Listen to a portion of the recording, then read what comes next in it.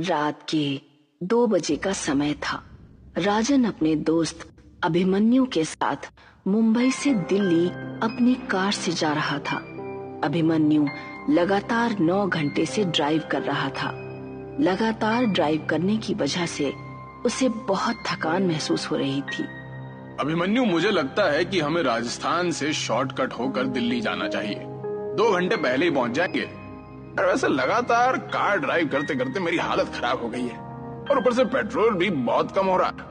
हाँ यार, यहीं कहीं आसपास पेट्रोल पंप भी नहीं दिखाई दे रहा, इसलिए कहता हूँ राजस्थान होते हुए शॉर्टकट ले ले। वहाँ पर जरूर कोई ना कोई पेट्रोल पंप हमें दिख जाएगा।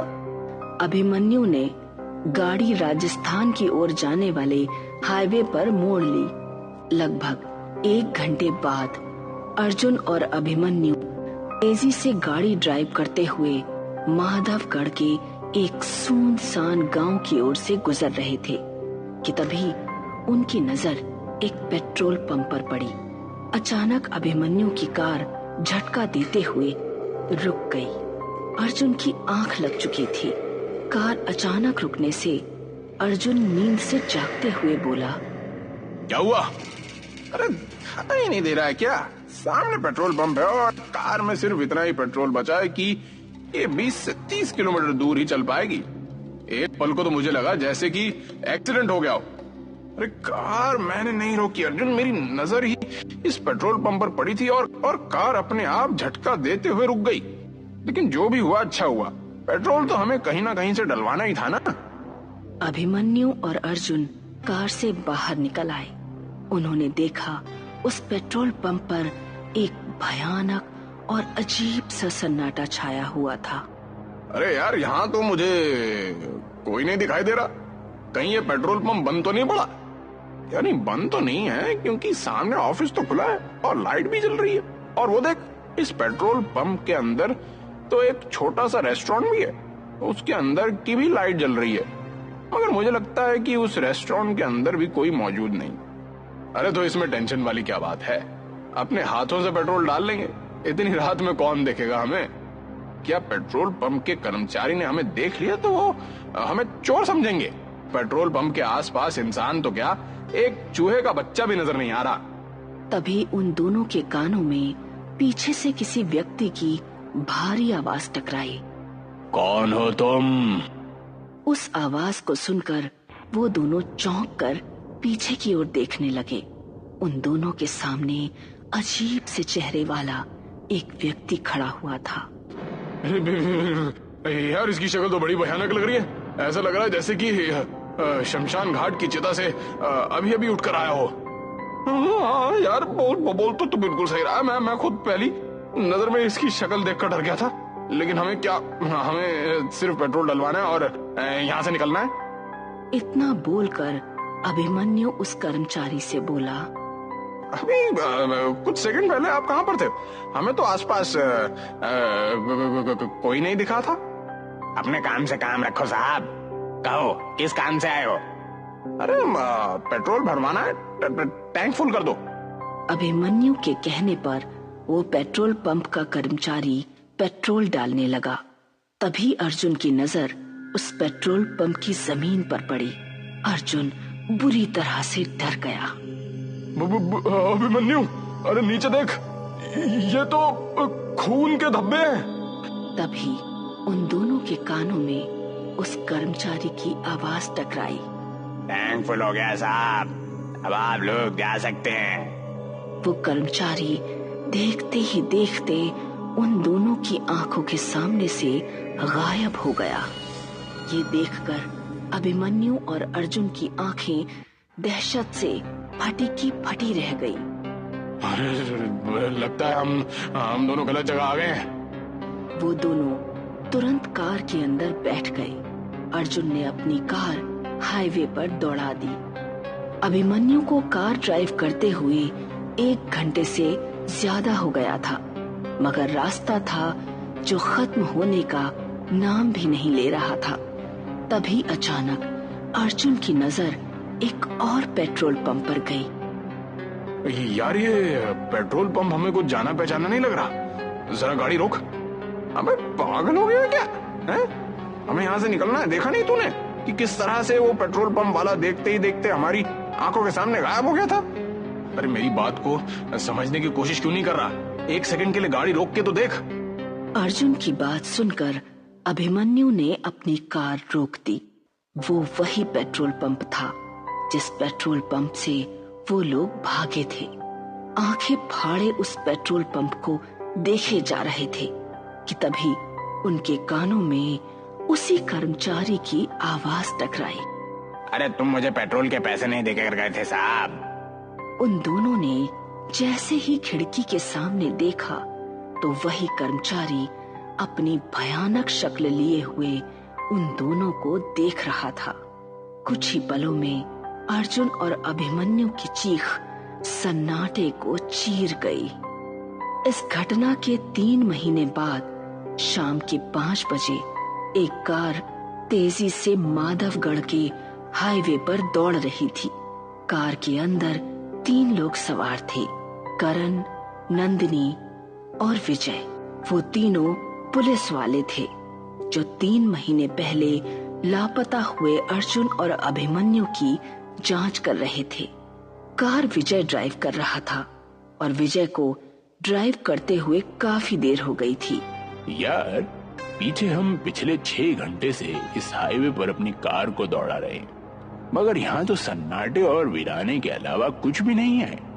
अरे मेरी भी कुछ समझ नहीं आ रही है, आखिर ये अर्जुन और अभिमन्यु रात के इस वक्त इस सुनसान इलाके में कर क्या रहे थे?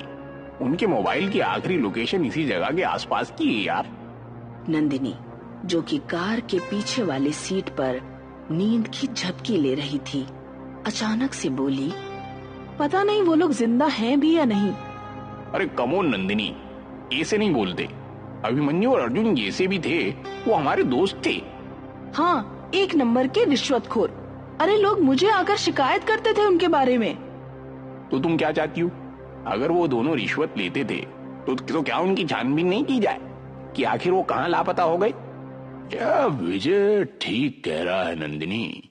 डिपार्टमेंट में हर दूसरा आदमी रिश्वत लेता है और हर कोई तुम्हारे जैसा ईमानदार नहीं होता।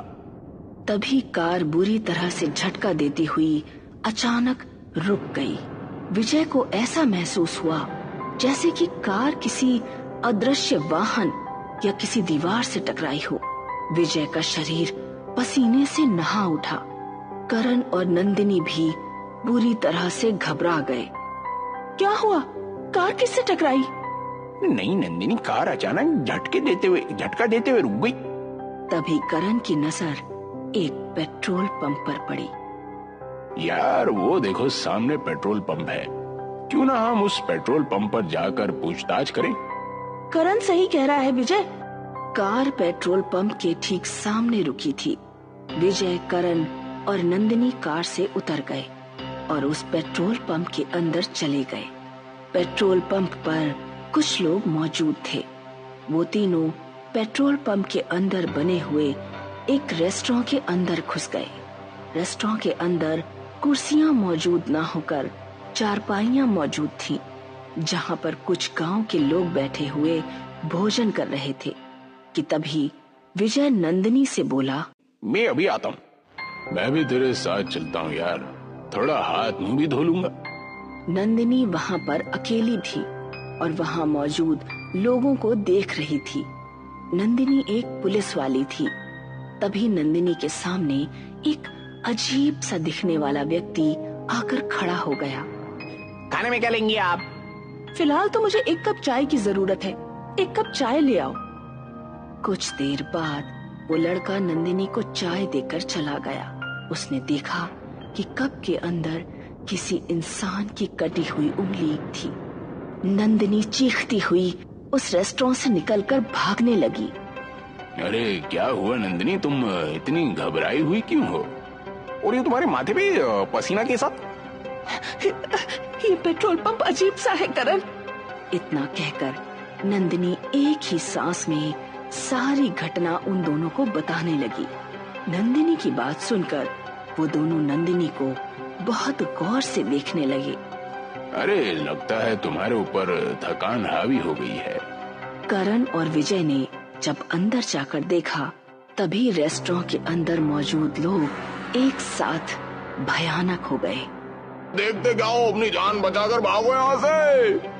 करण और नंदिनी फुर्ती से वहां से निकल गए, मगर विजय नहीं निकल सका। विजय की दर्दनाक चीख सन्नाटे को चीर गई। हमें जल्दी से अपनी कार में बैठना होगा। कार में कैसे बैठेंगे नंदिनी? कार कहीं आसपास नजर ही नहीं आ रही है। क्या मतलब नजर नहीं आ रही है? यही तो खड़ी थी, कहाँ गई? अरे हम दोनों को अब बातें करने में अपना वक्त बर्बाद नहीं करना चाहिए। जितनी तेज भाग सकते हो मेरा हाथ पकड़कर भागो। वो दोनों उस पेट्रोल पंप से दूर भागने लगे। वो दोनों बहुत देर तक हाईवे पर दौड़ते रहे। उन दोनों की सांस फूलने लगी। तभी नंदिनी चीखती हुई करण से बोली, अब तो उसी जगह वापस आ गए हैं करण। ध्यान से देखो, हम दोनों ने यहीं से तो भागना शुरू किया था। वो सामने पेट्रोल पंप है। करण की सांसें हलक में अटक कर रह गई। वो ठीक उसी पेट्रोल पंप के सामने ही थे। तभी उन दोनों के कानों में विजय की आवाज टकराई। अरे तुम दोनों मुझे अकेला मरने के लिए छोड़ गए? विजय एक भयानक शक्ल में क्रोध भरी नजरों से उन दोनों को देख रहा था। तुम दोनों को मुझे भी साथ लेकर चलना पड़ेगा। तभी उन दोनों के कानों में अर्जुन और अभिमन्यु की आवाज टकराई। विजय सही कह रहा है, तुम दोनों विजय को रेस्टोरेंट में अकेला छोड़कर भाग गए। करण और नंदिनी ने देखा तो उनके सामने अभिमन्यु और अर्जुन भी अपनी भयानक शक्ल लिए हुए खड़े थे। अचानक अभिमन्यु ने करण की गर्दन उसके धड़ से अलग कर दी और उसका सर नंदिनी के पास फेंक दिया। नंदिनी चीखती हुई अपने शरीर की पूरी ताकत लगाकर दोबारा भागने लगी। उसकी सांस फूल रही थी, मगर उसने अपने कदम नहीं रोके।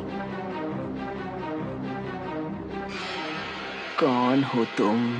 नंदिनी ने एक ही सांस में कांपते हुए सारी घटना उस बूढ़ी स्त्री को बता दी।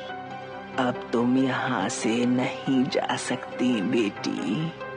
क्या मतलब मैं यहाँ से नहीं जा सकती? बड़ी बेवकूफ लड़की हो। तुम तीनों उसी वक्त मर चुके थे जिस वक्त तुम्हारी कार झटका देते हुए रुकी थी। वो कार रुकी नहीं थी, बल्कि उस कार का एक्सीडेंट हुआ था। क्या बकवास कर रही हो तुम? कार का एक्सीडेंट कैसे हो सकता है? बूढ़ी स्त्री नंदिनी का हाथ पकड़कर वो एक कार के पास ले आई। गौर से देख इस कार को लड़की, ये किसकी कार है? नंदिनी उस कार को फटी फटी आंखों से देखने लगी। वो कार उसी की थी।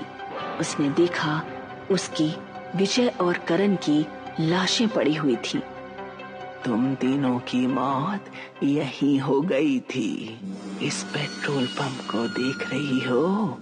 ये हॉन्टेड पेट्रोल पंप है, भूतिया पेट्रोल पंप। इस पेट्रोल पंप पर जो भी आता है हमेशा यहीं पर कैद होकर रह जाता है, और यहाँ जो भी वाहन आते हैं अदृश्य हो जाते हैं। तुम्हारी कार किसी एक अदृश्य वाहन से टकराई थी।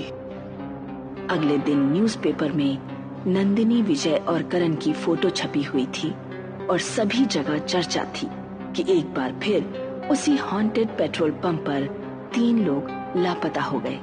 ये क्या रहस्य है, कोई नहीं समझ पाया। और शायद कुछ रहस्य हमेशा रहस्य ही रहते हैं।